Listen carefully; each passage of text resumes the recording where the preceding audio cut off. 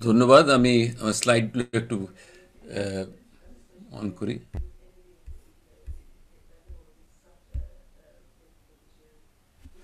তো আহ, নমস্কার সবাইকে, এবং ধন্যবাদ দিই আমাদের যে অর্গানাইজার্স, এই বাংলাদেশ ফিজিশিয়ানস, ডক্টর আতিকুল হক, তবে ডক্টর এহসান, আপনারা যে আমাকে নিমন্ত্রণ জানিয়েছেন এবং এই আপনাদের এই মিটিংয়ে আসার জন্য সাংঘাতিক, আই ফিল ভেরি প্রিভিলেজড।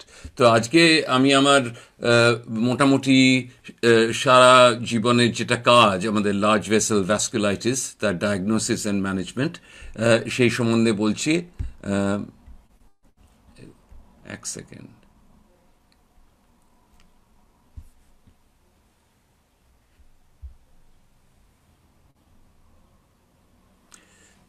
তো লার্জ ভেসেল ভ্যাসকুলাইটিস সম্বন্ধে তো ডক্টর ডান্ডা বলল ক্লাসিফিকেশন কি করে হয়।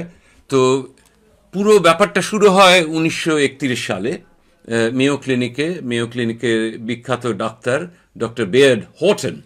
ডক্টর বেয়ার্ড হটন উনি লক্ষ্য করেন দুটি কেস, এবং সে 1931 সালে প্রেজেন্ট করে। আপনি দেখছি এখানে পড়ে শোনাচ্ছি ওনার observation. Admitted to the clinic in the spring of 1931 because of fever, weakness, anorexia, loss of weight. তো এই ব্যাপারটা যে ডক্টর দান্ডা যে বললেন যে constitutional symptoms are a feature of vasculitis, এই ব্যাপারটা আমরা প্রথমেই দেখতে পাচ্ছি। এটা হচ্ছে জায়ান্ট সেল আর্থ্রাইটিসের প্রথম কেস, এবং ধরা পড়ল জ্বর হচ্ছে, ওজন কমে যাচ্ছে, খিদে কমে যাচ্ছে, অ্যানিমিয়া হচ্ছে, এবং তার সাথে সাথে দুটি পেশেন্টেরই কপালে মানে শিরা ফুলে গেল, এবং সেই শিরা ফুলে গেল ওই টেম্পোরাল আর্টারি ইনফ্লামেশনের জন্য। তো সেই সময় ডক্টর বেয়ার্ড হটন বিখ্যাত এই প্রথম টেম্পোরাল আর্টারি বায়োপসি করেন। এটা হচ্ছে পৃথিবীর জগতের প্রথম টেম্পোরাল আর্টারি বায়োপসির প্যাথোলজি স্পেসিমেনের ছবি। এবং আপনারা দেখতে পাচ্ছেন যে টেম্পোরাল আর্টারিটা বাইরের থেকে মোটামুটি ঠিকই রয়েছে, কিন্তু আপনারা যদি দেখেন ছবিটা, মাঝখানে দেখুন যে একটা তো আর্টারি মাথায় একটা নলের মতো ব্যাপার, তার মাঝখানে একটা জায়গা থাকবে, সেই জায়গা দিয়ে রক্ত পরিচালনা হবে, এবং সেই চালনার জন্য পুরো ব্রেন কিংবা অপটিক নার্ভ বেঁচে থাকবে। এবং এইখানে আপনি দেখতে পাচ্ছেন first case, diagnosed case of giant cell arthritis. এখানে পুরো এই ইন্টিমাল হাইপারপ্লেজিয়া বলে, মানে পুরো আর্টারিটার দেওয়ালে তো ইনফ্লামেশন হলো। ডক্টর দান্ডা যে বললেন যে 5টা ইনফ্লামেশনের সাইন, ও সেইগুলো থেকে হলো এই মানে ইনফিল্ট্রেশন এবং proliferation of the intimal medial complex. এবং এইখানে আপনার ইন্টিমাল মিডিয়াল হাইপারপ্লেজিয়ার জন্য পুরো একেবারে লুমেন, সেই মানে নলিটার একেবারে সেই ধমনির আর কি, সেই মাঝখানের ফাঁক দিয়ে আর কোনো রক্ত চলাচল বন্ধ হয়ে গেল। এবং এইটা ধরা পড়েছিল প্রথম কেসেই। এবং আপনারা নিজে এখানে দেখবেন ডক্টর বেয়ার্ড হটনের নিজের হাতে লেখা, উনি প্রথম কেসে sedimentation rate, erythrocyte sedimentation rate ESR করেন, এবং দেখা গেল যে ESR was high in the first specimen. তো সেই 1931 সালে উনি প্রথম অবজারভেশন দেখান দুটো কেসের, এবং 1937 সালে 7টা কেস নিয়ে প্রথম সিরিজ লেখেন টেম্পোরাল আর্থ্রাইটিস। তারপরে তো বিভিন্ন মেডিকেল পত্রিকায় মানে পাবলিকেশন হলো যে টেম্পোরাল আর্থ্রাইটিসের সাথে সবচেয়ে যেটা ভয়ানক ব্যাপার যে দৃষ্টিশক্তি বিলোপ পাওয়া, এবং সেই মানে সাইট লস নিয়ে প্রচুর ইমিডিয়েটলি অনেক পেপার বেরোলো। এবং এইসব পেপার থেকে আমরা জেনে গেলাম যে টেম্পোরাল আর্থ্রাইটিস শুধু ইনফ্লামেশন হয় না, কিন্তু তার সাথে সাথে অন্ধ হয়ে যাওয়ার একটা খুব হাই চান্স থাকে। এবং এইখানে আপনি দেখতে পাচ্ছেন এটা হচ্ছে একটা সেন্ট্রাল রেটিনাল আর্টারির তার একটা বায়োপসি। এখানে দেখতে পাচ্ছেন আগের যে টেম্পোরাল আর্টারি বায়োপসি দেখালাম, এখানেও ইন্টিমাল হাইপারপ্লেজিয়া হয়ে একেবারে পুরো রক্ত চলাচল পুরো বন্ধ হয়ে গেল এবং সেন্ট্রাল রেটিনাল আর্টারি অক্লুশন হওয়ার জন্য সাইট লস হলো, দৃষ্টিশক্তি অবলুপ্ত হলো। তো এই জিনিসগুলো দেখা গেল সেই 1930-1940 সালের পেপার থেকে আমরা জেনে গেলাম এইটা হচ্ছে জায়েন্ট সেল আর্থ্রাইটিসের মেজর প্রবলেম। তো ডক্টর দান্ডা যেই বলছিলেন যে চ্যাপেল হিল কনসেনসাস কনফারেন্স, তো তার ডেফিনিশন হচ্ছে giant cell arthritis, it is a large and medium vessel vasculitis. তো শুধু লার্জ ভেসেল ভ্যাসকুলাইটিস নয়, কিছু কিছু লার্জ ভেসেল যে মানে ভেসেলগুলো থেকে যে প্রথম শ্রেণীর শাখা প্রশাখাগুলো বেরোয় এবং সেইগুলোতেও মানে ভ্যাসকুলাইটিসটা হয়। It is an arthritis, often granulomatous and usually affecting the aorta and its major branches. So main যেটা ইনভলভমেন্ট হয় aorta এবং তার শাখা প্রশাখায় এটা আমরা দেখতে পাই জায়েন্ট সেল আর্থ্রাইটিস হচ্ছে। এবং সেখানে ইনফ্লামেশন হয় ক্যারোটিড ভেসেল, তারপরে ভার্টিব্রাল আর্টারিতে ইনফ্লামেশন হতে পারে এবং আমরা দেখি সাবক্লেভিয়ান অ্যাক্সিলারি আর্টারিজ, এগুলো সব ইনভলভড হয়। আমাদের যা অভিজ্ঞতা যে জায়েন্ট সেল আর্থ্রাইটিসে যে ব্লাড ভেসেলগুলো ইনভলভড হয় সেগুলো সব ডায়াফ্রামের ওপরে। So I call it a supra diaphragmatic disease. হ্যাঁ, মানে সেইখানেই টাকায়াসের সাথে একটা খুব বড় হয়তো তফাৎ আছে। তো এবং জায়েন্ট সেল দেখা যায় যদি আপনি বায়োপসি করেন এই ভ্যাসকুলাইটিসে, তো বায়োপসির মধ্যে যে সেলগুলো একত্রিত হয়ে তার নিউক্লিয়াইগুলো সব একত্রিত হয়ে একটা সেল, জায়ান্ট সেল যখন তৈরি হয়, সেটাকে হচ্ছে এই ভ্যাসকুলাইটিসের একটা মুখ্য একটা মানে ইম্পর্টেন্স। হ্যাঁ, আর যেটা দেখা গেল যে জায়ান্ট সেল আর্থ্রাইটিস অ্যাটলিস্ট 50 বছর বয়স না হলে হয় না ইউজুয়ালি। আমরা দেখতে পাই যে সব বিভিন্ন স্টাডিজে যে অ্যাভারেজ এজ হচ্ছে 70 বছর। So giant cell arthritis is primarily বয়স্কা মানে ভদ্রলোক ভদ্রমহিলাদের অসুখ। মেনলি হয় যেরকম অন্যান্য অটোইমিউন অসুখ আছে, মেনলি হয় ভদ্রমহিলাদের মধ্যে। So it has high female preponderance. তো জায়ান্ট সেল আর্থ্রাইটিসের সাথে আরেকটা অসুখ খুবই মিলে জুলে থাকে, সেটার নাম হচ্ছে পলিমায়ালজিয়া রুম্যাটিকা। এবং পলিমায়ালজিয়া রুম্যাটিকার তার প্রধান যেটা মানে এক্সপ্রেশন হচ্ছে যে শোল্ডার অ্যান্ড হিপ, মানে কাঁধে এবং কোমরে ব্যথা এবং সিভিয়ার পেন, এবং তার সাথে সাথে একটা মর্নিং স্টিফনেস, একটা পুরো মাসলগুলো একেবারে লোহার মতো শক্ত হয়ে যায়। এবং সেই জন্যে সকালবেলায় উঠে বিছানা থেকে নামা কিংবা মানে পোশাক আশাক পরা ছাড়া, তারপরে বাথরুমে যাওয়া, হাঁটাচলা করা, আমরা যেগুলো বলি আর্লি মর্নিং অ্যাক্টিভিটিস, তার ডিসেবিলিটি খুব ইম্পর্টেন্ট। তো পলিমায়ালজিয়া রুম্যাটিকের সাথে জায়ান্ট সেল একটা ওতপ্রোতভাবে জড়িয়ে রয়েছে। এবং আমরা দেখতে পাই এখন যে আপনি যদি পলিমায়ালজিয়া রুম্যাটিকা পেশেন্ট দেখেন, ভালো করে যদি আপনি চিন্তা করেন, পার্টিকুলারলি যদি সেই পেশেন্টের ভালো করে চিকিৎসার উপর তার মানে এফেক্ট না হয়, মানে তার 1/3 মানে 1/3 অফ পেশেন্টস উইথ পলিমায়ালজিয়া রুম্যাটিকা, তাদের যদি আপনি ইমেজিং করেন ভালো করে, দেখতে পাবেন যে সেই পেশেন্টগুলোর ভেতরে তাদের ব্লাড ভেসেলের মধ্যে ইনফ্লামেশন রয়েছে, লার্জ ভেসেল ইনফ্লামেশন। এবার আসি আপনাদের যে কিভাবে জায়ান্ট সেল আর্থ্রাইটিস শুরু হয়। তো এটাকে আমরা বলি প্যাথোফিজিওলজি।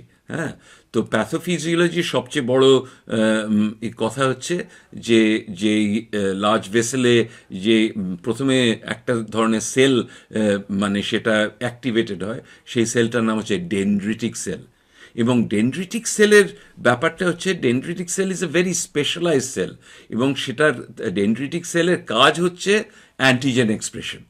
তো এই ডেনড্রিটিক সেলগুলো যখন অ্যাবনর্মালি অ্যাক্টিভেটেড হয়ে থাকে তখন তাদের ডেনড্রিটিক সেলের যে অ্যাক্টিভেশন প্যাটার্ন, যেগুলোকে বলি আমরা প্যাটার্ন রেকগনিশন রিসেপ্টর, এই ডেনড্রিটিক সেলগুলো তখন অ্যাক্টিভেট করে টি সেল। টি সেলগুলো চিনে নেয় কী ধরনের একটা অ্যান্টিজেন এই ডেনড্রিটিক সেল এক্সপ্রেস করছে, এবং সেই টি সেলগুলো তখন প্রলিফারেট করে এবং সেই আর্টারির দেওয়ালে পুরো ইনফ্লামেশন ঘটায়। সেটাকেই আমরা বলি ভ্যাসকুলাইটিস। এবং পলিমায়ালজিয়া রুম্যাটিকা, সেখানে এই আর্টেরিয়াল ইনফ্লামেশনটা অত হয় না, কিন্তু যেটা হয় হচ্ছে একটা ইনফ্ল্যামেটরি রেসপন্স, যেটা ডক্টর ডান্ডা অলরেডি বলেছে, কনস্টিটিউশনাল সিমটমস, যেরকম জ্বর হলো, কিংবা ওজন কমে গেল, কিংবা অ্যানিমিয়া হলো, ভেরি হাই সিআরপি ইএসআর, এইগুলো আমরা দেখতে পাই। তো এবং ভ্যাসকুলাইটিসটা যেটা শুরু হয় ওই মানে একটা ভেসেলের 3টে লেয়ার আছে, তো অ্যাডভেন্টিশা, মিডিয়া, ইন্টিমা। তো এই ভ্যাসকুলাইটিসের, লার্জ ভেসেল ভ্যাসকুলাইটিসের শুরু হয় অ্যাডভেন্টিশিয়া থেকে। তো সেইখান থেকে শুরু হয়ে তারপরে মিডিয়াতে আসে, তারপরে ইন্টিমাল হাইপারপ্লেজিয়া হয়।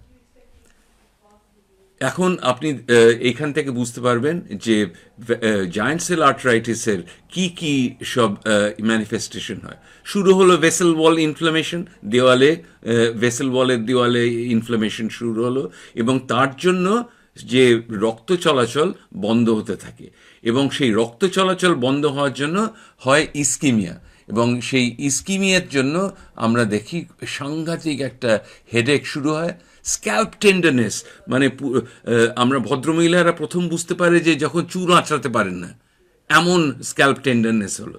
তারপরে চোয়ালে ব্যথা, জ ক্লডিকেশন, মানে আমরা যে যখন কোনো কিছু খাই, দ্য মাসলস, ম্যাসিটারিক মাসলস, তারা ব্লাড সাপ্লাই পাচ্ছে না, কারণ যে মানে এক্সটার্নাল ক্যারোটিডের যে ফাইনাল ব্রাঞ্চেসগুলো ইনভলভড হয়ে গেছে।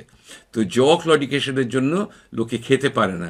অনেক সময় জ ক্লডিকেশনের জন্য টাং ক্লডিকেশন হতে পারে, তো জিভটা চলতে চায় না। তারপরে মোস্ট যেটা সবচেয়ে মানে বিপজ্জনক, যে এই ইস্কিমিয়াটা অ্যাফেক্ট করে দৃষ্টিশক্তি, এবং সেই দৃষ্টিশক্তি কীভাবে অ্যাফেক্টেড হয়, যে এক ধরনের ভেসেলস আছে, সেই ভেসেলগুলোর নাম হচ্ছে শর্ট সিলিয়ারি আর্টারিজ। সেই শর্ট সিলিয়ারি ভেসেলসগুলো যে আইবলের পেছন দিকে পুরো তার ব্লাড সাপ্লাই এনে দেয়, এবং এই শর্ট সিলিয়ারি ভেসেলস থেকেই যে মেইন অপটিক নার্ভ যেখান দিয়ে মেসেজটা মানে রেটিনার থেকে অপটিক নার্ভ থেকে ইনটু দ্য ব্রেন যায়, সেই অপটিক নার্ভ অ্যাফেক্টেড হয় বলে দৃষ্টিশক্তি বন্ধ হয়ে যায়। এবং সেটা আমরা দেখতে পাই যে একটা ম্যানিফেস্টেশন হচ্ছে অ্যান্টিরিয়ার ইস্কিমিক অপটিক নিউরোপ্যাথি, যেটা একটা আমরা অ্যাব্রিভিয়েশন বলি AION, কিংবা অনেক সময় সেন্ট্রাল রেটিনাল আর্টারিরও মানে আক্রান্ত হতে পারে, এবং সেন্ট্রাল রেটিনাল আর্টারি আক্রান্ত হওয়ার জন্য সেন্ট্রাল রেটিনাল আর্টারি অক্লুশন থেকেও দৃষ্টিশক্তি বন্ধ হয়ে যায়, এবং ক্লডিকেশন হয়। যে কোনো জায়গায় হতে পারে, হাতে পায়ে যেখানে ব্লাড পৌঁছচ্ছে না সেখানে ক্লডিকেশন হয়।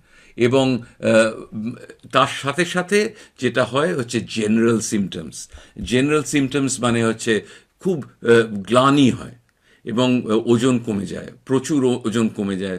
তারপরে লো গ্রেড টেম্পারেচার, জ্বর হচ্ছে, রাত্রিবেলায় কাঁপুনি দিয়ে জ্বর আসে, এবং আমরা দেখি যে মানে সোয়েটিং, হ্যাঁ, প্রচুর সোয়েটিং হতে, ঘাম হতে থাকে।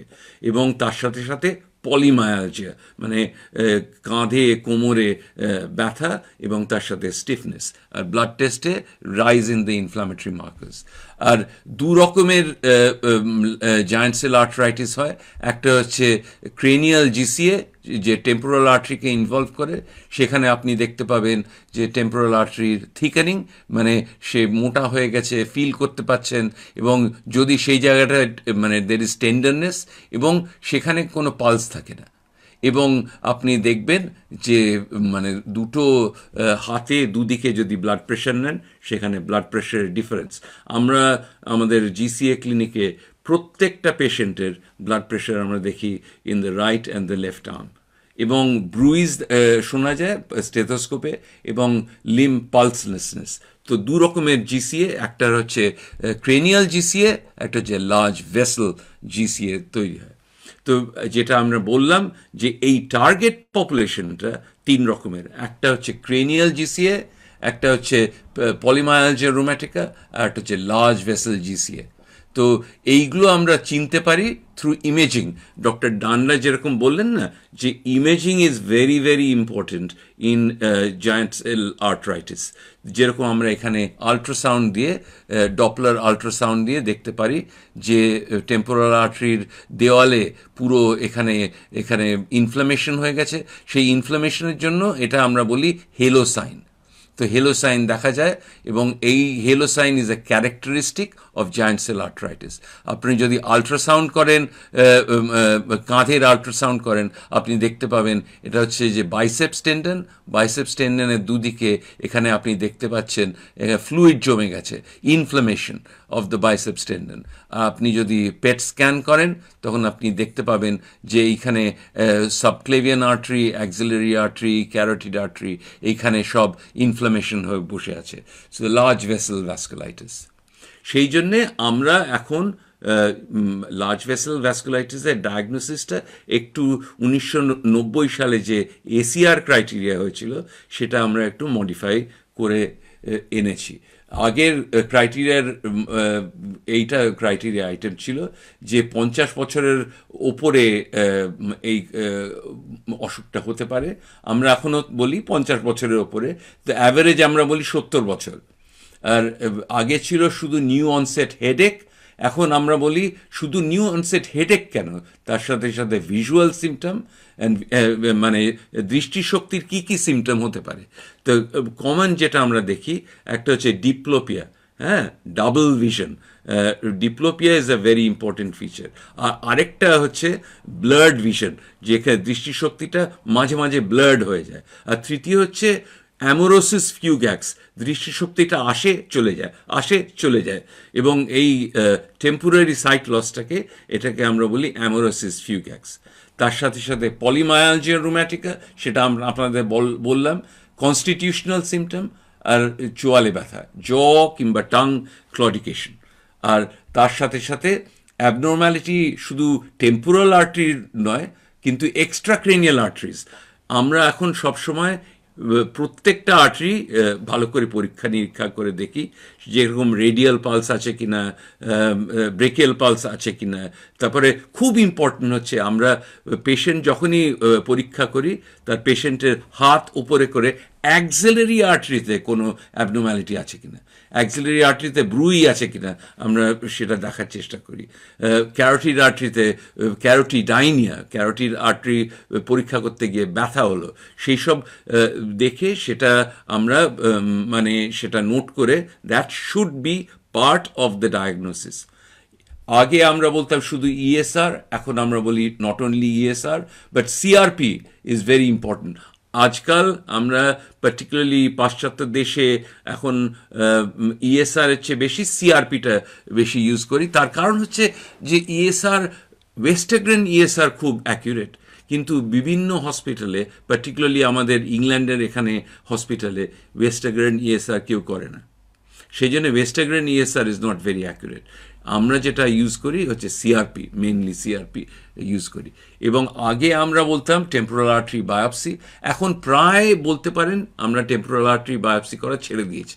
এখন আমরা মেনলি ইমেজিং ইউজ করি, সেটা হচ্ছে টেম্পোরাল আর্টারি আল্ট্রাসাউন্ড, কিংবা আমরা এমআরআই, এফডিজি পেট স্ক্যান, এইসব আমরা ব্যবহার করি টু মেক এ ডায়াগনোসিস। এবার আমরা আসি আমাদের হসপিটালে কিভাবে আমরা জায়েন্ট সেল আর্থরাইটিস আমরা ডায়াগনোসিস করি। এটার নাম হচ্ছে ফাস্ট ট্র্যাক জিসিএ পাথওয়ে।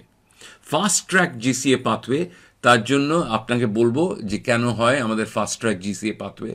সেই ফাস্ট ট্র্যাক জিসিএ পাথওয়েতে ডায়াগনোসিস করার জন্য আমরা প্রথমে আমরা সিমটমস দেখি, হ্যাঁ, ক্রেনিয়াল সিমটম, হেডেক আছে কিনা, টেম্পোরাল আর্টারি অ্যাবনর্ম্যালিটি আছে কিনা, জ ক্লডিকেশন আছে কিনা, ভিজুয়াল সিমটমস। তার সাথে কনস্টিটিউশনাল সিমটমস বললাম, পলিমায়ালজিক সিমটমস এগুলো বললাম, এইসব নিলাম, আমরা ক্লিনিক্যাল ফিচার্স তৈরি করি। তার সাথে সাথে laboratory test, weather there is anaemia, thrombocytosis, platelet count বেড়ে গেছে কিনা, সিআরপি বেশি আছে কিনা, এবং তার সাথে সাথে আমরা ইউজ করি ইমেজিং। ইমেজিংয়ের মধ্যে যেটা আপনাদের একটু বলবো বেশি করে, যে টেম্পোরাল আর্টারি আল্ট্রাসাউন্ড, এবং সেটাতে হেলো সাইন আছে কিনা। অন্যান্য আমরা ইমেজিং ইউজ করি যে PET scan, CT angiography, MR angiography.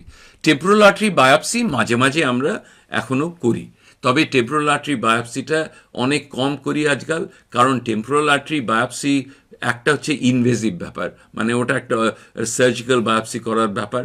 Secondly, temporal আর্টারির biopsy করলে সেই জায়গায় আর আল্ট্রাসাউন্ড করার তারপরে সুযোগ হয় না, সেই জন্য আমরা খুব একটা আজকাল আর টেম্পোরাল আর্টারি বায়োপসি করি না। প্রশ্ন হচ্ছে কেন আমাদের জিসিএ ডায়াগনোসিস করার জন্য ফাস্ট ট্র্যাক পাথওয়ে দরকার।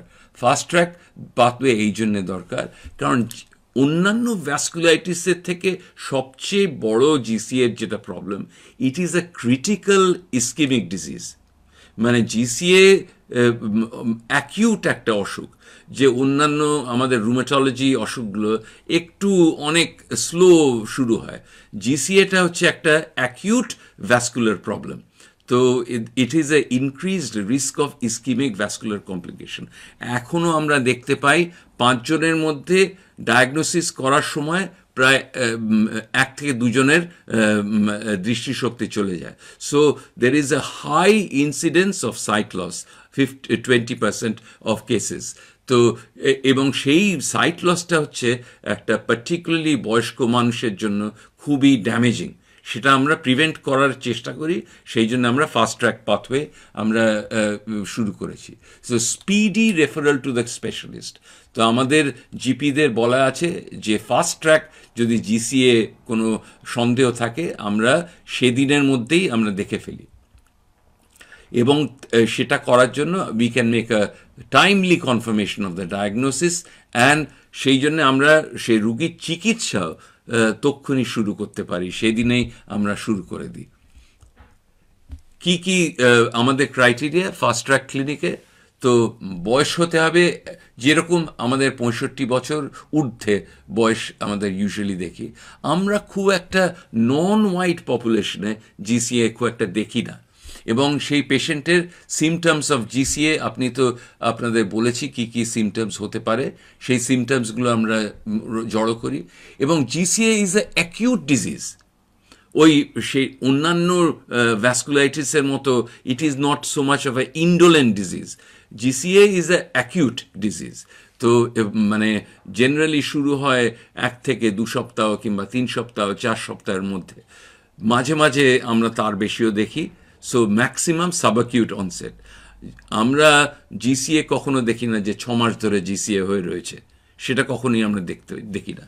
এবং পেশেন্টের রেজ সিআরপি কিংবা ইএসআর থাকে, সেই পেশেন্টদের আমরা বলি you can refer to the fast track pathway. এবং রেফার করার সাথে সাথে আমরা বলে দিই ডাক্তারকে যে সেই সময় তোমরা প্রেসক্রিপশন করে দেবে যে স্টেরয়েড যেন পেশেন্ট খেতে পারে। এবং তার যদি ভিজুয়াল সিমটম থাকে, দৃষ্টিশক্তির কোনো তার যদি প্রবলেম থাকে, তখনই 60 মিলিগ্রাম প্রেডনিসোলোন তক্ষুনি দেওয়া হয়। এবং তার যদি সেই প্রবলেম না থাকে 40 মিলিগ্রাম প্রেডনিসোলোন আমরা দিতে বলি।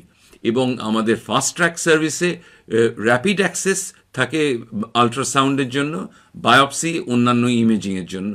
এবং আমরা তক্ষুনি আমরা ডাক্তারকে রুগীকে বলে দিতে পারি যে তার জিসিএ হয়েছে কি হয়নি।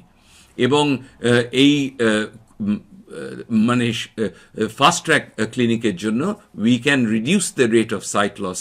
এবং আরেকটা প্রবলেম যেটা জিসিএ হয়, যেটা যে স্ট্রোক, এবং জিসিএর থেকে স্ট্রোক ইজ নট আনকমন।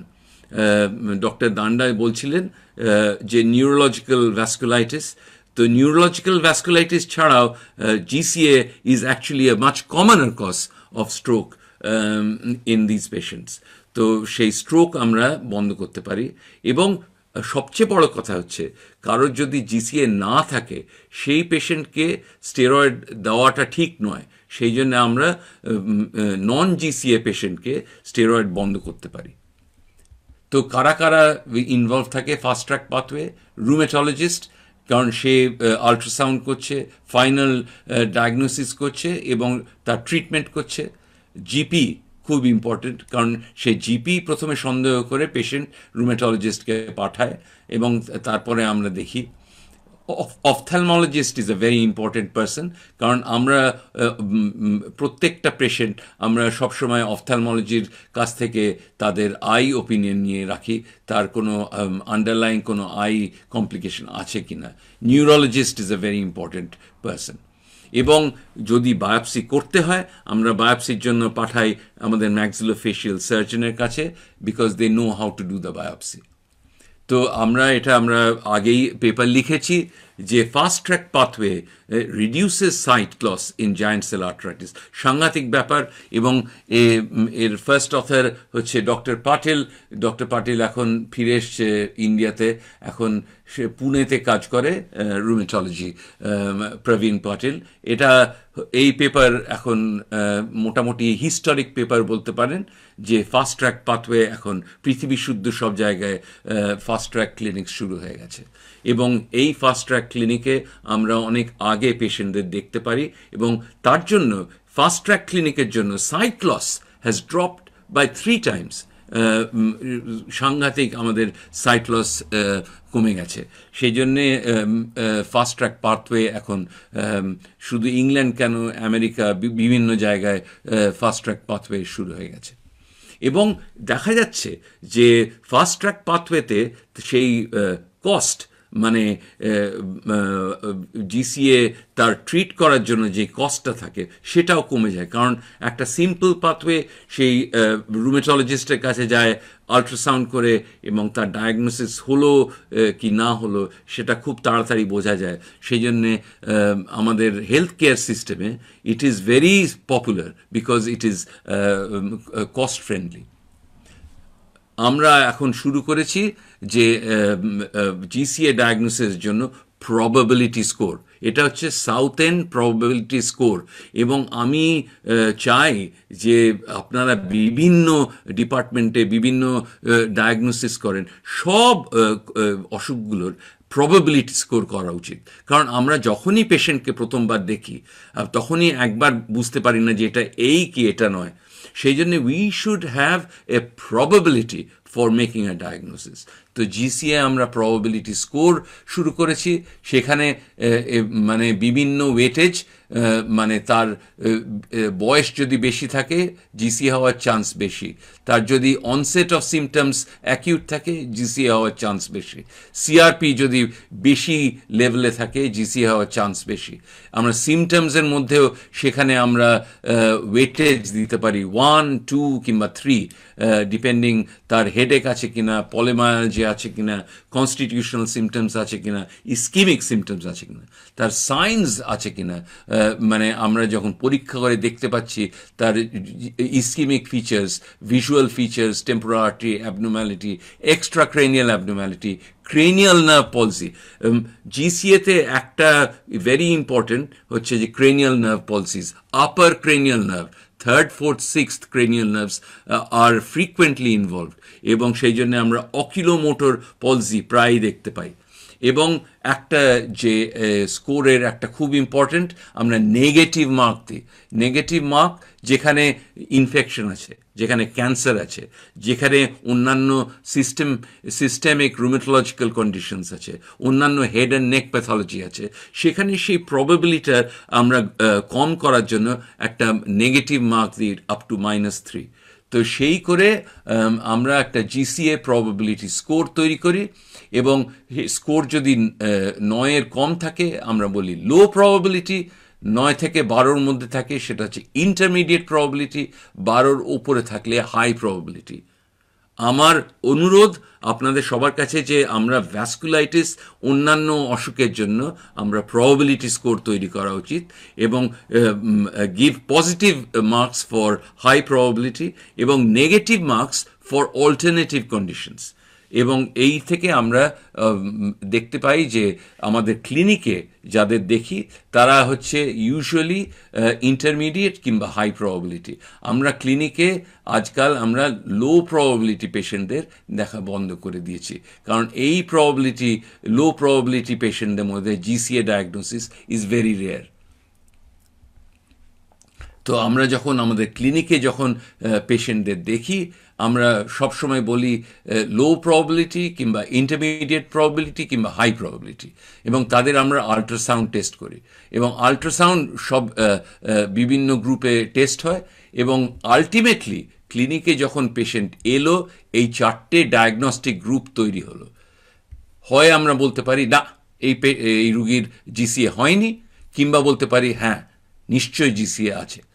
সেটা তো খুব একদিকে ইজি হয়ে গেল, কারণ এই পেশেন্টকে ট্রিট করা শুরু হয়ে গেল। একে আমরা বলতে পারি না তোমার জিসিএ হয়নি, এবং অন্যান্য অন্যান্য রোগের জন্য পরীক্ষা নিরীক্ষা করা দরকার।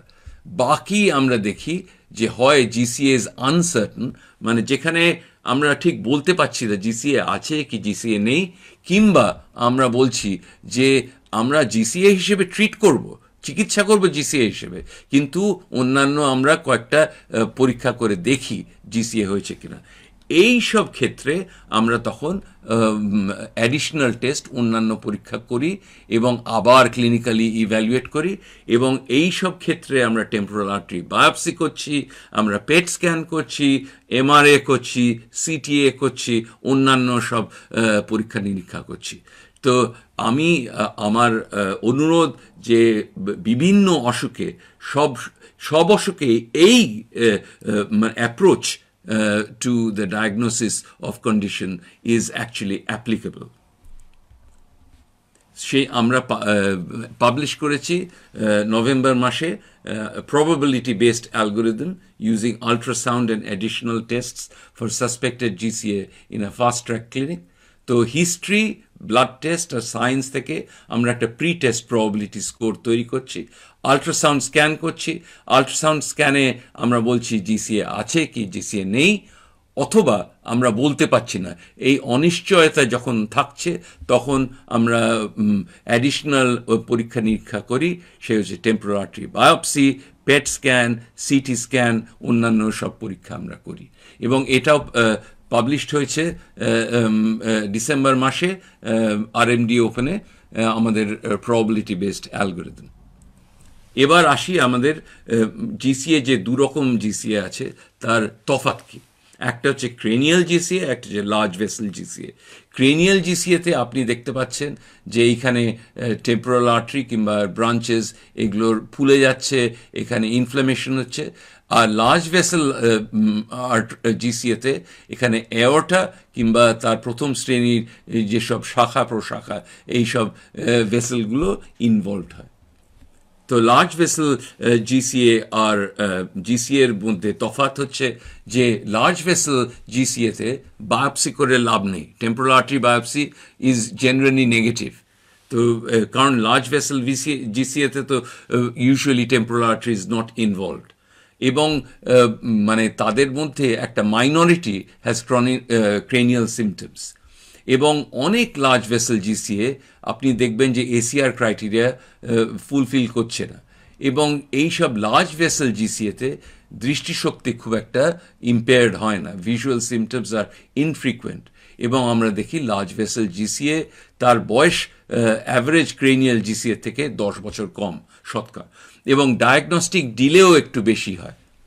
লার্জ ভেসেল জিসিএ অনেক সময় ডায়াগনোসিস করতে দেরি লাগে। তো আমরা ক্রেনিয়াল জিসিএতে আমরা টেম্পোরাল আর্টারি বায়োপসি করি, টেম্পোরাল আর্টারি আল্ট্রাসাউন্ড করি। লার্জ ভেসেল জিসিএতে অ্যাক্সিলারি আর্টারি আল্ট্রাসাউন্ড, এবং আপনাকে দেখাবো তার ফলগুলো, কিংবা আমরা তখন ইমেজিং করি, পেট সিটি, সিটিএ, এমআরএ। তো টেম্পোরাল আর্টারি আর লার্জ ভেসেল জিসিএ আর পিএমআর এর মধ্যে বিভিন্ন সব তফাৎ আপনাকে জানাই, যে ক্রেনিয়াল জিসিএতে সাইট লসটাই বেশি হয়, লার্জ ভেসেল জিসিএতে দ্য ডায়াগনোসিস ইজ ডিলেড, এবং এই লার্জ ভেসেল জিসিএতে ফ্রিকুয়েন্টলি দের ইজ রিল্যাপসেস। এবং এই লার্জ ভেসেল জিসিএতে গ্লুকোকর্টিকয়েড ডোসেজ অনেক বেশি থাকে, এখানে আপনি দেখতে পাচ্ছেন যে কি হয় লার্জ ভেসেল জিসিএতে, এখানে ডিসেন্ডিং এওটার চারদিকে এখানে পুরো সফট টিস্যু রয়েছে, এবং that is the aortitis that we see in large vessel GCA. আপনি যদি আল্ট্রাসাউন্ড করেন লার্জ ভেসেল জিসিএতে, আমরা আল্ট্রাসাউন্ড করি অফ দ্য অ্যাক্সিলারি আর্টারি, তো অ্যাক্সিলারি আর্টারি আল্ট্রাসাউন্ডে আপনি দেখতে পাবেন যে পুরো দেওয়ালটা ফুলে গেছে। নর্মালি আমরা অ্যাক্সিলারি আর্টারিতে এখানে দেখছি যে intimal medial complex is completely normal. এটা হচ্ছে নর্মাল অ্যাক্সিলারি আর্টারি আল্ট্রাসাউন্ড, এটা হচ্ছে normal axillary artery ultrasound with colour Doppler. কিন্তু লার্জ ভেসেল জিসিএতে আপনি দেখবেন যে এইখানে সাংঘাতিক একটা দেওয়ালের একটা ইনফ্লামেশন হয়ে রয়েছে, এবং সেখানে আপনি দেখতে পাবেন যে এটা হচ্ছে হেলো সাইন হচ্ছে ডিউ টু দ্য ওয়াল থিকনিং। সেই জন্য আমরা আল্ট্রাসাউন্ডটা আজকাল খুব তাড়াতাড়ি করি এইসব পেশেন্টদের। এবং আপনি যদি পেট স্ক্যান করেন, দেখেন পেট স্ক্যানের এইসব টিপিক্যাল চেঞ্জ আমাদের পেশেন্টদের দেখতে পাবেন। এখানে এই পেট স্ক্যানে আপনি দেখছেন যে অ্যাসেন্ডিং এওটা এবং এওটিক আর্চ এখানে পুরো এখানে এফডিজি আপটেক হয়ে এখানে পুরো লাইট হয়ে রয়েছে, and this is a feature of aortitis and as seen in large vessel vasculitis. And আপনারা দেখতে পাচ্ছেন যে large vessel GCA তে upper limb vessels are very involved. এখানে সাবক্লেভিয়ান আর্টারি, অ্যাক্সিলারি আর্টারি এইসব ভেসেলগুলো ইনভলভড হয়ে রয়েছে, এখানে অ্যাবডোমিনাল এওটাও ইনভলভড রয়েছে। তো this is a typical PET scan picture of large vessel GCA. সেই আমরা টেম্পোরাল আর্টারি আল্ট্রাসাউন্ড এবং অ্যাক্সিলারি আল্ট্রাসাউন্ড আমরা জিসিএ ক্লিনিকে করি। আমরা এইভাবে করি যে কমন টেম্পোরাল আর্টারি আমরা আল্ট্রাসাউন্ড করে দেখতে পাই, এবং তারপরে তার উপরে যাই প্যারাইটাল ব্রাঞ্চ, তারপরে ফ্রন্টাল ব্রাঞ্চ, এই ব্রাঞ্চগুলো আমরা দেখি, তারপরে অ্যাক্সিলারি আর্টারি আমরা আল্ট্রাসাউন্ড করি। তো what we find on the ultrasound একটা যেটা হচ্ছে হেলো সাইন। হেলো সাইন এটা ডেফিনিশন হচ্ছে concentric homogeneous hypoechoic wall thickening surrounding the residual color flow with stenosis. অনেক সময় আপনারা দেখতে পাই যে ইনফ্লামেশনের জন্য ভেসেলের লুমেনটা কমে গেছে, এবং ভেসেলের লুমেন কমে গেলে সেইখানে ব্লাড ফ্লো বেড়ে যায় and the velocity increases and there is occlusion. তো এই টিপিক্যাল আপনি দেখতে পাচ্ছেন আল্ট্রাসাউন্ডে, এইখানে টেম্পোরাল আর্টারি, এখানে ব্লাড যাচ্ছে আর এখানে পুরো ইনফ্লামেশন হচ্ছে ব্লাড ভেসেলের, সেই জন্য this is the typical halo sign that we see in large vessel vasculitis, and this is the axillary artery inflammation that we see. আর আমাদের ডেফিনিশন হচ্ছে যে compression, non compressive halo sign. তো compression sign হচ্ছে আমরা যখনই hello দেখতে পাই তখন আমরা প্রোব দিয়ে সেই হেলোটাকে আমরা কম্প্রেস করি, এবং যদি ট্রুলি জিসিএ থাকে the arterial wall remains visible after compression, তো হেলোটা যায় না, এবং the echogenicity remains different from the surrounding tissue, এবং ভেসেল ওয়াল পালসেশনটা তখনও থাকে। তো আপনাকে দেখাচ্ছি কম্প্রেশন সাইন এর মানে, অর্থাৎ এই ধরুন এখানে একটা পেশেন্টের আপনি দেখতে পাচ্ছেন হেলো, আপনি কম্প্রেস করলেন হেলোটা চলে গেল, অথচ জিসিএতে যখন আপনি এরমভাবে হেলো দেখতে পান এটা কম্প্রেস করলে সেই তখনও হেলোটা থাকে, and this is a typical compression sign of GCA. So we use this all the time in the key finding of GCA. যেই জন্য আপনাকে দেখাই এখানে normal finding of in the ultrasound of the temporal artery, axillary artery একেবারে normal.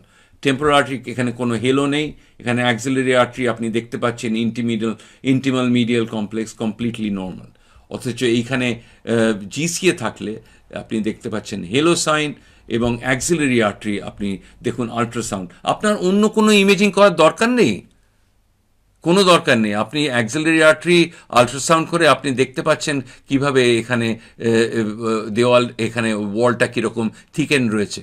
সেই জন্য আমার খুব অনুরোধ যে ইন্ডিয়াতে, বাংলাদেশে সব ডাক্তাররা, রুমেটোলজিস্টরা তারা আল্ট্রাসাউন্ড করুক, কারণ আল্ট্রাসাউন্ড মেশিন যদি মানে ক্লিনিকে থাকে, আপনার পেশেন্ট এলো, আপনি আল্ট্রাসাউন্ড করলেন, দেখতে পেলেন যে এরকমভাবে থিকানিং হয়ে রয়েছে, এবং এই পেশেন্টটা ট্রিটমেন্ট করলেন, 1 মাস 2 মাস 6 মাস বাদে ট্রিটমেন্ট করে দেখলেন থিকনিংটা কমেছে কিনা।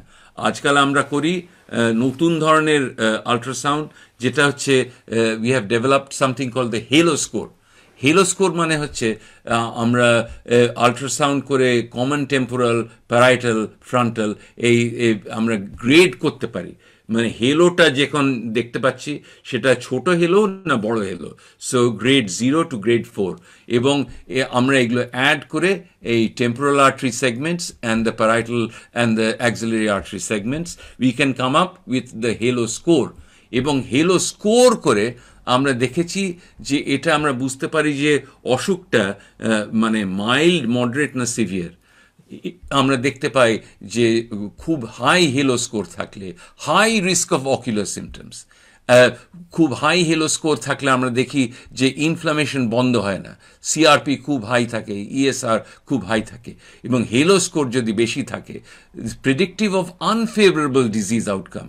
সেই জন্য আমার আপনারা যে ইন্ডিয়ান সাবকন্টিনেন্টে আপনারা টাকায়াসুস দেখেন, আপনারা অন্যান্য ভ্যাসকুলাইটিস, ইউ শুড বি ট্রাইং যে হেলো স্কোর করে আমরা রুগীদের বলতে পারবো যে কী ধরনের, ডক্টর অলোকেন্দু ঘোষ বলছিলেন যে আমরা কোন চিকিৎসা আমরা ব্যবহার করব সেটা ডিসাইড করতে পারবে through whether the halo score is high or লো।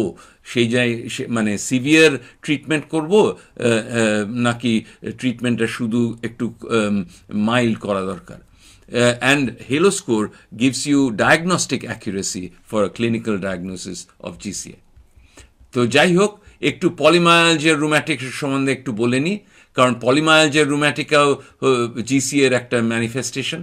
তো একটা হচ্ছে যে পলিমায়ালজিক সিনড্রোম, যেরকম যে কোনো ভ্যাসকুলাইটিসে তার পেশেন্টের কোমরে, কাঁধে ব্যথা হতে পারে। So we must recognize the polymyalgic syndrome. We must have a stepwise approach to diagnosis. ধাপে ধাপে আপনি ডায়াগনোসিসটা করবেন, এবং recognize the non-PMR clues, এবং সবচেয়ে ইম্পর্টেন্ট হচ্ছে যে কারোর চিকিৎসা করার পরে তার ফলো আপটা করা। ডক্টর দান্ডা যেটা বলছিলেন যে আমাদের রেগুলারলি ট্রিট করার পরে ফলো আপ করা দরকার, এবং that is vital. Early imaging আমাদের ভ্যাসকুলাইটিসে আমাদের খুব ইম্পর্টেন্ট, যে শুধু বায়োপসি করে চলবে না, শুধু ব্লাড টেস্ট করে চলবে না, we should do imaging and differentiate late onset spondyloarthritis. আমরা পলিমায়ালজিয়া রুম্যাটিকাতে অনেক সময় দেখি সে পেশেন্টে তার স্পাইনাল ইনফ্লামেশন হলো, সেটা পলিমায়ালজিয়া রুম্যাটিকার একটা ডায়াগনোসিস হয়ে গেল। পলিমায়ালজিয়া রুম্যাটিকা আবার একটা মাঝখানের অসুখ, একদিকে এটা জায়ান্ট সেল আর্থ্রাইটিসেও যেতে পারে, একদিকে রুমেটয়েড আর্থ্রাইটিসেও যেতে পারে। সেই জন্যে ওভারল্যাপ সিনড্রোম আমাদের দেখা দরকার, এবং individualise dose of steroid. Doctor Ghosh Alokendu যে বলছিলেন যে আমাদের যখন আমরা ট্রিটমেন্ট করি, চিকিৎসা করি, তাকে কাকে কতখানি স্টেরয়েড দেব, সেটা সে মানে তার ওজন কত, তার বেটে কি লম্বা, তার মানে তার ওয়েট কত, এইসব ডিসাইড করতে হবে। তার ডায়াবেটিস আছে কিনা, তার কিডনি প্রবলেম আছে কিনা, লিভার প্রবলেম আছে কিনা। We must prescribe an individualised dose of steroid. আমরা রুমেটোলজিতে সবসময় বলি যে এই একটা পার্টিকুলার ডোজে কারো চিকিৎসা করা দরকার, সেটা ভুল আমার মতে। এবং we should be using early DMARDs, disease modifying agents in vasculitis as well, rather than treat with steroids. তো সেই জন্যে আমরা এখন আমাদের ফাস্ট ট্র্যাক ক্লিনিক, জিসিএ ক্লিনিকের সাথে ফাস্ট ট্র্যাক পিএমআর ক্লিনিকও খুলে রেখেছি, যেখানে আমরা ধাপে ধাপে আমরা পেশেন্টের ডায়াগনোসিস করি। যে পেশেন্ট এলো সকালে bilateral shoulder pelvic girdle pain, morning stiffness এবং অ্যাব্রাপ্ট অনসেট, এইসব যদি পলিমায়ালজিয়া রুম্যাটিকা থাকে, আমরা প্রথমে বলি যে আগে আমাদের কোর এক্সক্লুশন ক্রাইটেরিয়া কি কি না থাকতে পারে। যে ডক্টর দান্ডাকে বলছিলেন যে ইনফেকশন অ্যান্ড ভ্যাসকুলাইটিস, ইনফেক্টিভ এন্ডোকার্ডাইটিস। আমাদের সাউথ এন্ডের রুমেটোলজি ডিপার্টমেন্টে আমাদের ডিপার্টমেন্টে কিন্তু যদি কেউ ভ্যাসকুলাইটিস হিসেবে যদি প্রেজেন্ট করে, ভ্যাসকুলাইটিস আগে ট্রিটমেন্ট করার আগে আমরা মনে করি যে ইনফেক্টিভ এন্ডোকার্ডাইটিসটা পুরো এক্সক্লুড করা দরকার। Only after infective endocarditis is completely excluded that we start taking systemic vasculitis as a serious consideration. সেজন্য অ্যাক্টিভ ক্যান্সার, ইনফেকশন, জিসিএ এগুলো আমরা এক্সক্লুড করি। আমরা এক্সক্লুড করি অন্যান্য রুমেটোলজিক্যাল কন্ডিশনস, যে অন্যান্য রুমেটয়েড আর্থ্রাইটিস, লুপাস, যেখানেও ভ্যাসকুলাইটিস হতে পারে। তারপরে আরেকটা ব্যাপার হচ্ছে নন ইনফ্লামেটরি কন্ডিশনস। আমরা দেখি যে শোল্ডারের তার কোনো ক্যাপসুলাইটিস হলো কিনা, রোটেটার কাফ প্রবলেম হলো কিনা, ফাইব্রোমায়ালজিয়া, পেইন সিনড্রোমস, এগুলো সবগুলো মানে ভ্যাসকুলাইটিসের সাথে অনেক সময় একটা মিক্সচার হতে পারে। তো we have two exclude non inflammatory conditions. Endocrine condition, এখানে তো অনেকেই ইন্টারনিস্ট আছেন, thyroid problem, adrenal gland problem, এইসব প্রবলেমগুলো থেকেও অনেকে ভ্যাসকুলাইটিসের সাথে মিমিক হতে পারে। ড্রাগ ইনডিউসড, আমরা এখন আমরা দেখছি খুব, কারণ আমাদের অনকোলজিস্টরা আজকাল চেক পয়েন্ট ইনহিবিটার্স প্রচুর ব্যবহার করে, পেমব্রোলিজুম্যাব। তো চেক পয়েন্ট ইনহিবিটার্স ব্যবহার করার একটা বিশাল প্রবলেম যে ক্যান্সার ঠিক হয়ে যায়, কিন্তু তার সাথে সাথে অটো ইমিউন ডিজিজ শুরু হয়, এবং আমরা দেখছি লার্জ ভেসেল ভ্যাসকুলাইটিস, জিসিএ, পলিমায়ালজিয়া রুম্যাটিকা, আমরা এই চেক পয়েন্ট ইনহিবিটার্স ইউজ করার জন্য, স্ট্যাটিন ইউজ করার জন্য আমরা দেখি মায়ালজিয়া, মায়োপ্যাথি। এবং সব পেশেন্টদের আমরা ব্লাড টেস্ট আগে করি, ব্লাড টেস্টের রেজাল্ট জানার পরে তারপরে স্টেরয়েড শুরু করি 15 থেকে 20 মিলিগ্রাম প্রেডনিসোলোন, পলিমায়ালজিয়া রুম্যাটিকা 4 থেকে 6 সপ্তাহে আমরা টেস্ট করি। এবং পলিমায়ালজিয়া রুম্যাটিকার আমরা আমেরিকান কলেজ অফ রুমেটোলজি ইউলার নিয়ে আমরা ক্লাসিফিকেশন ক্রাইটেরিয়া তৈরি করেছি, যেটা হচ্ছে স্কোরিং অ্যালগোরিদম। এবং সেই অ্যালগোরিদমে আমরা বলি যে পেশেন্টের বয়স হওয়া উচিত 50 ঊর্ধ্বে, তার বাইল্যাটারাল শোল্ডার পেন থাকা দরকার, এবং তার রেজড ইএসআর কিংবা সিআরপি থাকা দরকার। এবং তারপরে মর্নিং স্টিফনেস যদি বেশি থাকে 2 পয়েন্ট, হিপ পেন যদি থাকে 1 পয়েন্ট, তার রুমেটয়েড ফ্যাক্টর 1 পা যদি না থাকে তাকে 2 পয়েন্ট, কিংবা তার পেরিফেরাল আর্থ্রাইটিস না থাকলে 1 পয়েন্ট।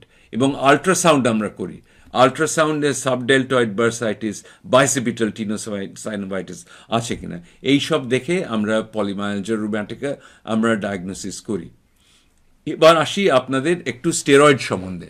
আপনারা তো সবাই ইন্টার্নিস্ট, এই ব্যাপারটা ইন্টার্নিস্ট, রুমেটোলজিস্ট সবাই খুব ইম্পর্টেন্ট, কারণ আমরা সবাই স্টেরয়েড ব্যবহার করি, কিন্তু আমরা বুঝতে পারি না যে স্টেরয়েডের তার সাইড এফেক্ট কত।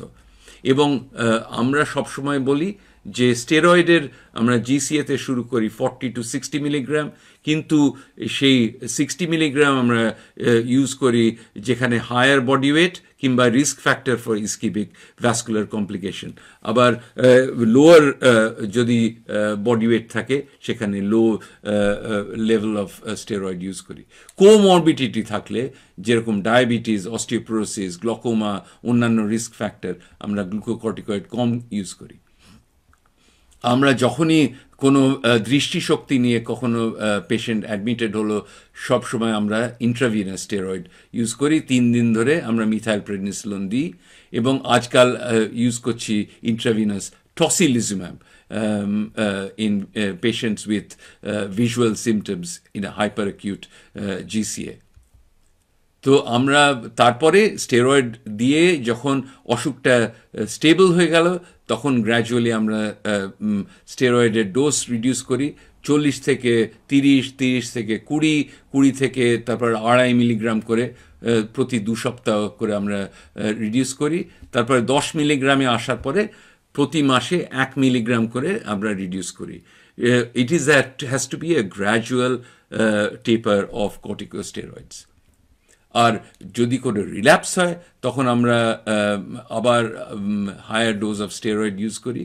তবে লার্জ ভেসেল জিসিএ যদি থাকে, আমরা আজকাল সবসময় ডিজিজ মডিফাইং এজেন্ট লেফলুনামাইড, মেথোট্রেক্সেট কিংবা টসিলিজুম্যাব আমরা ইউজ করি। একটা ভেরি ইম্পর্ট্যান্ট এই ব্যাপারটা রুমেটোলজিস্ট ইন্টার্নিস্টদের জন্য, এবং পেশেন্ট যখনই আমাদের আন্ডারে থাকে লং টার্ম স্টেরয়েড আপনারা কখনোই 10 মিলিগ্রামে বেশি ইউজ করার আমি অ্যাডভাইস দিই না, কারণ 10 মিলিগ্রামের বেশি হলে the benefit is less than the risk of harm. 5 milligram less hole benefit is greater than the risk of harm. So if you are going to continue someone on long term steroid, আমরা বলি যে 10 মিলিগ্রামে বেশি use করা is not a good idea. And 5 থেকে 10 মিলিগ্রামের মধ্যে আমরা দেখি it depends on patient specific factors.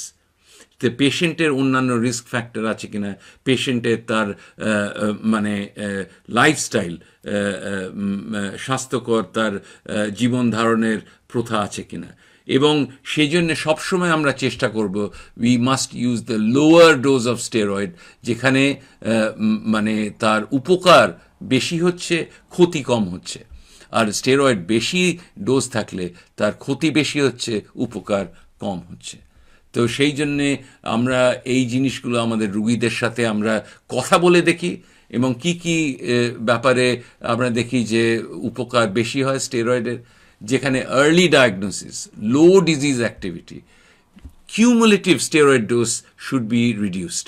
যেখানেই আমরা দেখছি যে টোটাল স্টেরয়েড ডোজের বেড়ে যাচ্ছে, আমি জানি না আপনারা ক্লিনিকে কিউমুলেটিভ ডোজ স্টেরয়েড ইউজ করেন কিনা, আমরা সবসময় কিউমুলেটিভ গ্লুকোকর্টিকয়েড ডোসেজ আমরা দেখি 5 থেকে 6 গ্রামের বেশি স্টেরয়েড যখনই বেড়ে যায় দেখি আমরা স্টেরয়েড সাইড এফেক্ট।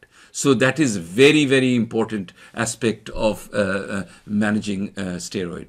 তারপর অস্টিওপোরোসিসের জন্য আমরা সবসময় এক্সারসাইজ, মাসল স্ট্রেংথনিং, তারপরে bisphosphonate, osteo anabolic drugs. Infection screening is very important, কারণ হাই ডোজ স্টেরয়েডের সবচেয়ে বড় প্রবলেম হচ্ছে রিস্ক অফ ইনফেকশন। তারপর কার্বোহাইড্রেট মেটাবলিজম, আমাদের স্বাস্থ্যকর আমাদের ডায়েটটা ঠিক মতো থাকছে কিনা, এক্সারসাইজ করছি কিনা, আমাদের ওজন বাড়ছে কিনা, এইসব খুব ইম্পর্টেন্ট। এবং এগুলো যদি আমরা না করি তাতে ক্ষতি বেশি হয়, উপকার কম হয় স্টেরয়েডে।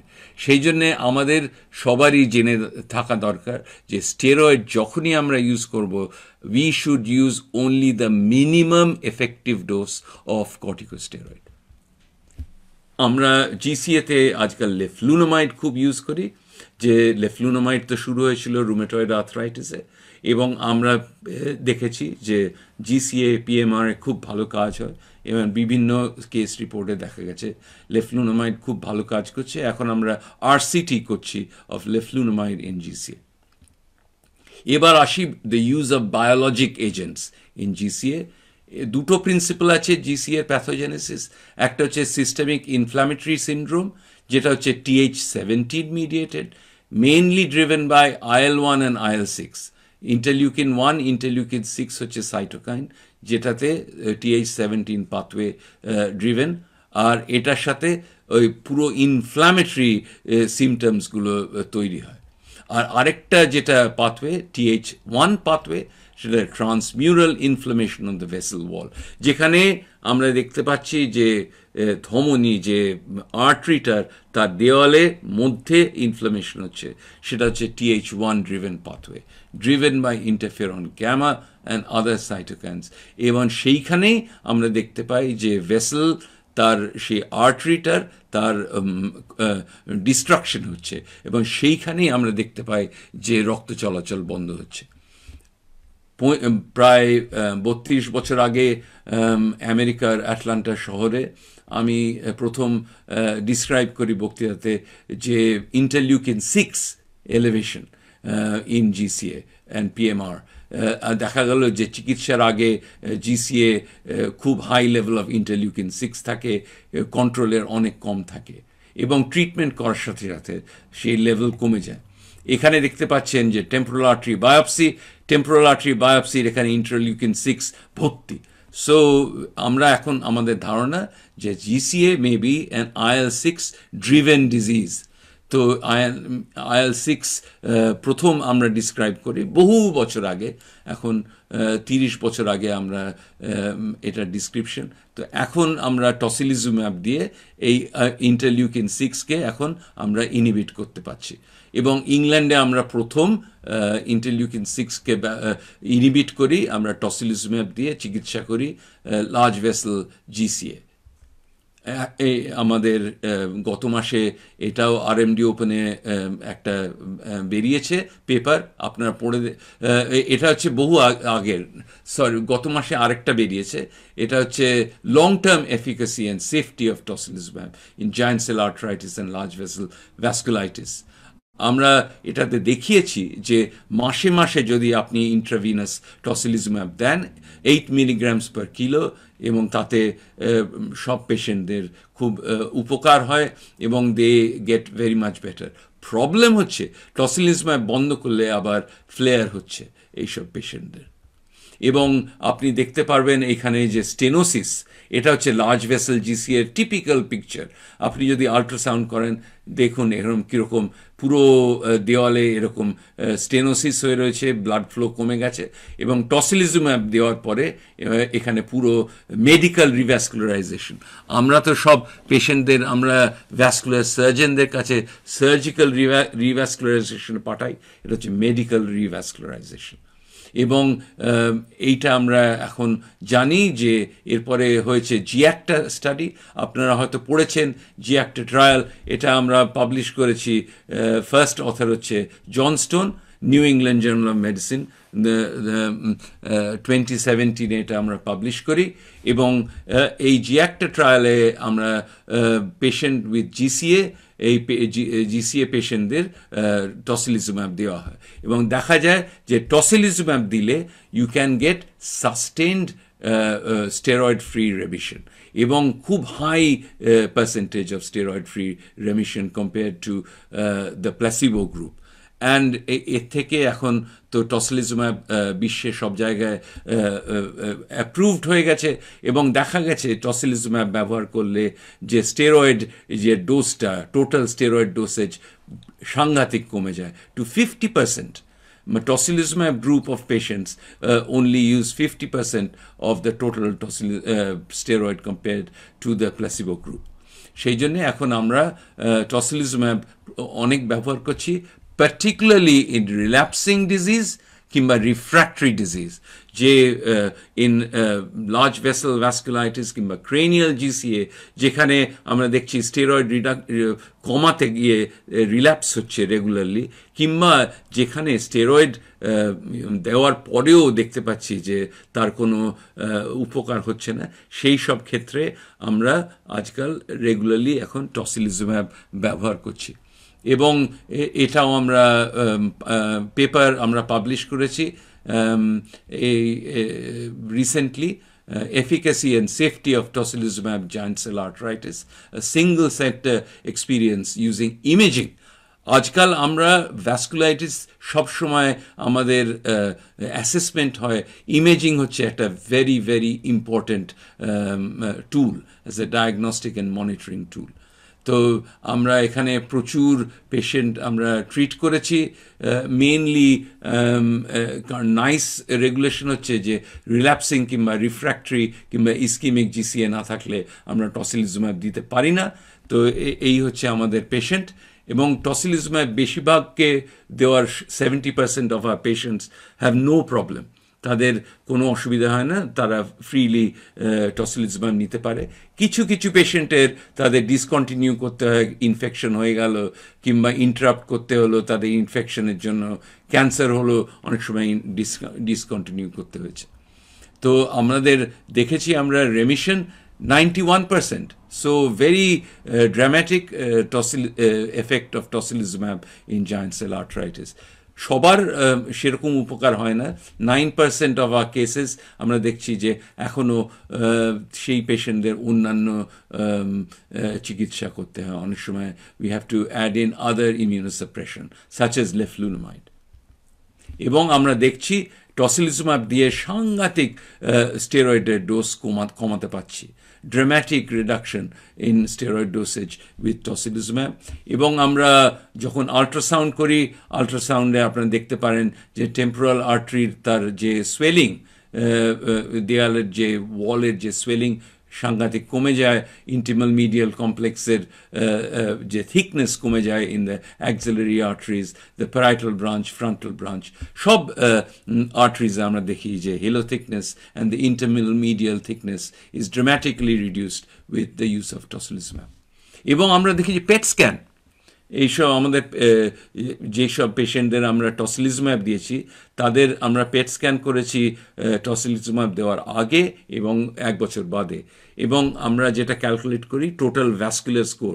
এই total vascular score is a bit modified, কারণ আমাদের লার্জ ভেসেল জিসিএতে আমাদের অ্যাক্সিলারি আর্টারিজ ইনভলভড হয় বলে, so we include the axillary artery uptake, এবং আমরা দেখতে পাই যে total vascular score on PET scan is dramatically reduced. সেই জন্যে আমরা আজকাল রেগুলারলি আমরা পেট স্ক্যান করি বিফোর অ্যান্ড আফটার টসিলিজুম্যাব। আমরা এখন সেই জন্যে জানি যে টসিলিজুম্যাব ইজ ভেরি সেফ। আমরা আজকাল ইউজ করছি টসিলিজুম্যাব, যে আমাদের জিসিএ পেশেন্ট নতুন ভর্তি হলো, তার মানে দৃষ্টিশক্তির সিমটম নিয়ে, so in hyper acute situation we use tocilizumab intravenous. তবে আমাদের দেখে চলতে হবে যে ইনফেকশন, অন্যান্য সাইড এফেক্টও অনেক সময় হতে পারে। তবে আল্ট্রাসাউন্ড হচ্ছে খুবই ভালো একটা excellent tool in identifying patients at need and useful disease activity monitoring tool, এবং সেটার জন্য আমরা ইউজ করছি হেলো স্কোর। এবং শেষ দিকে আমি বলি আরও কয়েকটা বায়োলজিক এজেন্ট নিয়ে আমরা ট্রায়াল করছি। সিরুকুম্যাব তো আমরা ট্রায়াল করেছিলাম, এবং সেটা যে কোম্পানি যে জিএসকে বন্ধ করে দেওয়ার জন্য সেটা পাবলিশড হয়েছে, এবং সিরুকুম্যাবে ভালো উপকারও হয়েছিল কিছু কিছু জিসিএ পেশেন্ট, কিন্তু এখন আর এইটার ট্রায়ালটা এখন আর চলছে না। তো সিরুকুম্যাব, সারিলিম্যাব তো এখন কোভিডে খুব ইউজ হচ্ছে, এবং ওটা হচ্ছে IL-6 ব্লকিং ড্রাগ, এবং এটাও আমরা পলিমায়ালজিয়া রুম্যাটিকা কিংবা জায়ান্ট সেল আর্থ্রাইটিসে আমরা ট্রায়াল শুরু করেছি। তবে কোভিড শুরু হওয়ার জন্য এই সব ট্রায়ালগুলো বন্ধ হয়ে পড়ে আছে, এবং কোভিড কন্ট্রোলে হলে আবার শুরু হবে সারিলিম্যাব ট্রায়াল। এবং আমরা কোস্টিমুলেশন ব্লকার এখন আমরা ইউজ করছি। অ্যাবাটাসেপ্ট আপনারা সবাই জানেন যে রুমেটয়েড আর্থ্রাইটিসে খুব ইউজ করে, এবং অ্যাবাটাসেপ্ট ইউজ করে দেখা গেছে যে এটা জিসিএতে খুব ভালো কাজ করে, এবং এই ট্রায়ালটা বন্ধ হয়ে পড়ে আছে। এটা হচ্ছে ফেজ 2 ট্রায়াল, কোভিডের জন্য এখন বন্ধ হয়ে আছে, এবং আশা করা যায় যে কোভিড কন্ট্রোলে এলে, নিয়ন্ত্রিত হলে আমরা আবার অ্যাবাটাসেপ্টের ট্রায়াল শুরু করব। এবং অন্যান্য ধরনের বায়োলজিক এজেন্ট আমরা ট্রায়াল করেছি। উস্টিকিনুম্যাব, এখন উস্টিকিনুম্যাবের কয়েকটা কেস সিরিজও পাবলিশড হয়েছে, তবে একটু কন্ট্রোভার্সি আছে। একটা কেস সিরিজে ভালো উপকার দেখা গেছে, আরেকটাতে দেখা যায়নি। সেই জন্য এই ব্যাপারে আমরা এখনও আমরা একটু অনিশ্চিত আছি উস্টিকিনুম্যাবে কাজ হয় কিনা। যাই হোক, উস্টিকিনুম্যাব হয়তো কিছু কিছু পেশেন্টে কাজ হতে পারে জিসিএ। আর আরেকটা আমরা যেটা এখন ট্রায়াল বন্ধ হয়ে আছে সেটা হচ্ছে সেকিউকিনুম্যাব। সেকিউকিনুম্যাব আপনারা সবাই জানেন স্পন্ডিলো আর্থ্রাইটিসে ইউজড হচ্ছে, সোরিয়াটিক আর্থ্রাইটিসে ইউজড হচ্ছে, তো অ্যান্টি IL-17, এবং এটার হচ্ছে T10 স্টাডি, এটাও ওই কোভিডের জন্য এটার এখন বন্ধ হয়ে পড়ে আছে এই রিসার্চ। এবার কোভিড কন্ট্রোল হলে সেকিউকিনুম্যাব ট্রায়াল শুরু হবে, এবং আশা করা যায় এটা কি 50টা পার্টিসিপেন্টস রিক্রুট করার প্ল্যান আছে, এবং সেটা মানে অদূরে হতে পারে আর কি। Mavrilimumab is a very interesting agent.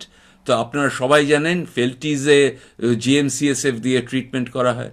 তো এখন দেখা গেছে যে GM-CSF is an inflammatory molecule. সে mavrilimumab is antibody produced against GM-CSF। তো it is a monoclonal antibody against GMCSF, এবং দেখা গেছে যে ম্যাভরিলিম্যাব দিয়ে অন্যান্য রুমেটোলজিক্যাল কন্ডিশনে তাদের নিয়ন্ত্রিত হয়। সেই জন্যে এখন আমরা ম্যাভরিলিম্যাব জিসিএতে আমরা ট্রাই করেছি। খুব সৌভাগ্যবশত বলতে পারেন যে কোভিড শুরু হওয়ার আগেই এই ফেজ 2 ট্রায়াল কমপ্লিট হয়ে গেছে, এবং এই ট্রায়ালের রেজাল্টস আর ভেরি গুড। এবং দেখা গেছে যে mavrilimumab primary secondary end points achieve করলো, এবং দেখা গেছে যে ইন দ্য অ্যাক্টিভ আর্ম দের 62% lower risk of flare compare to placebo. সেই জন্য আমরা আশা করি যে ম্যাভরিলিম্যাবের ট্রিটমেন্ট জিসিএতে একটা ফেজ 3 ট্রায়াল খুব নেক্সট ফিউ মান্থস আমরা শুরু করতে পারি। তো এইসব, তারপরে এখন আমরা জ্যাক ইনহিবিটার্সও ইউজ করছি ইন ট্রায়াল ইন ব্যারিসিটিনিব এবং ইউপ্যাডাসিটিনিব। তো ইউপ্যাডাসিটিনিবে একটা ট্রায়াল এটার মানে কোভিডের জন্য বন্ধ হয়ে আছে, এবং আশা করা যায় কোভিড কন্ট্রোল হলে আবার শুরু হবে। তো এইসব বিভিন্ন স্মল মলিকিউলস বায়োলজিক এজেন্টস এইসব ট্রায়ালস এখন আমরা করছি, এবং অন্যান্য ট্রায়ালও আমরা করতে চাই যেগুলো ক্লিনিক্যালি ড্রিভেন অ্যাপ্রোচ, এবং সেই ট্রায়ালগুলো আশা করি সামনের 1-2 বছরের মধ্যে শুরু হবে। তো এই হচ্ছে আমার acknowledgement to all my research fellows. প্রচুর আমার ইন্ডিয়া থেকে, ভারতবর্ষ থেকে অনেক ডাক্তার এসে আমার ইউনিটে কাজ করে গেছে। আপনি দেখতে পাবেন এখানে যারা সব ইন্ডিয়াতে এখন নাম করা সব ডাক্তার, এবং আমাদের ইউরোপের অনেকে এসে কাজ করে গেছে। অ্যান্ড ফাইনালি আমার acknowledgement to the charity PMR GCA UK.